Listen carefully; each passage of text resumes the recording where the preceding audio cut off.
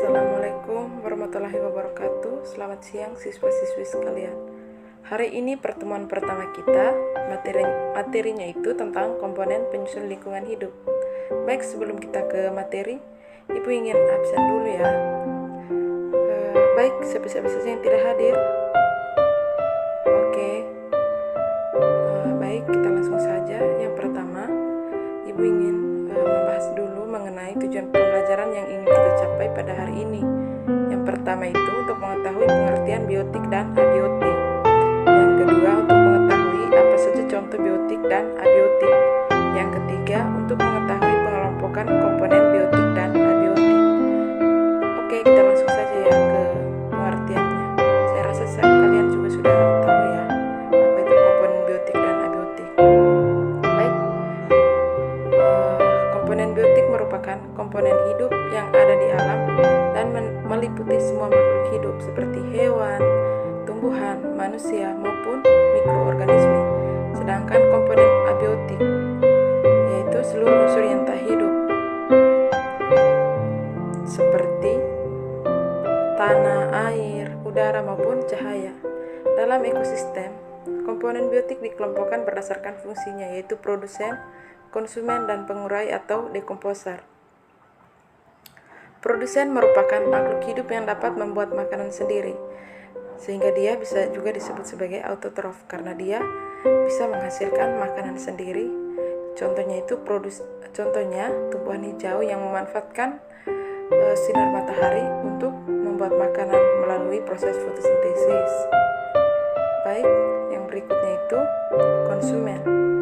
Konsumen adalah makhluk hidup yang memanfaatkan bahan organik dari produsen untuk menjamin kelangsungan hidupnya. Contohnya itu manusia dan hewan. Dia membutuhkan makanan dari produsen. Yang ketiga itu pengurai atau dekomposer. Merupakan makhluk hidup yang menguraikan zat-zat yang semula terdapat dalam tubuh hewan maupun tumbuhan yang telah mati. Dari proses penguraian akan dihasilkan zat-zat hara yang dimanfaatkan kembali oleh produsen. Yang berikut itu komponen abiotik. Terdiri dari cahaya, pH, terus suhu maupun kelembapan. Yang pertama itu udara. Oksigen di udara digunakan untuk pernapasan bagi makhluk hidup. Sedangkan karbon dioksida dibutuhkan tumbuhan dalam proses fotosintesis. Sehingga antara oksigen dan CO2 itu ada keterkaitannya, di mana manusia membutuhkan oksigen, sedangkan tumbuhan karbon dioksida atau CO2. Yang kedua, air. Air merupakan komponen abiotik yang penting bagi makhluk hidup. Fungsi air yaitu untuk menjalankan metabolisme sebagai pelarut dan mencegah sel dari kekeringan. Yang ketiga, tanah dan mineral. Tanah merupakan tempat hidup bagi organisme penyusun ekosistem.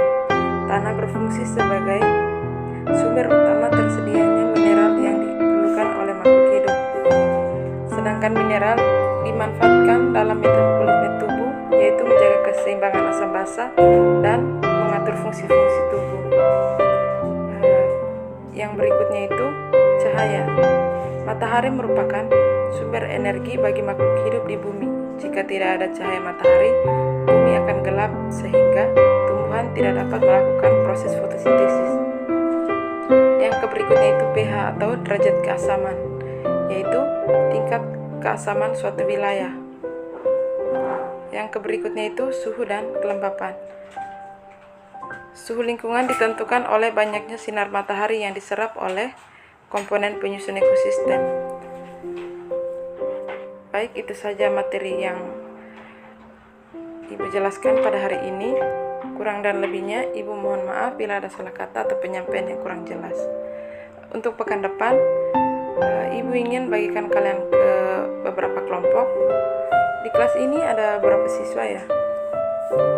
Ada 28. Nanti Ibu bagikan kelompoknya beserta materinya, terus nanti Ibu sharekan nama anggota kelompok beserta materinya ke ketua kelas.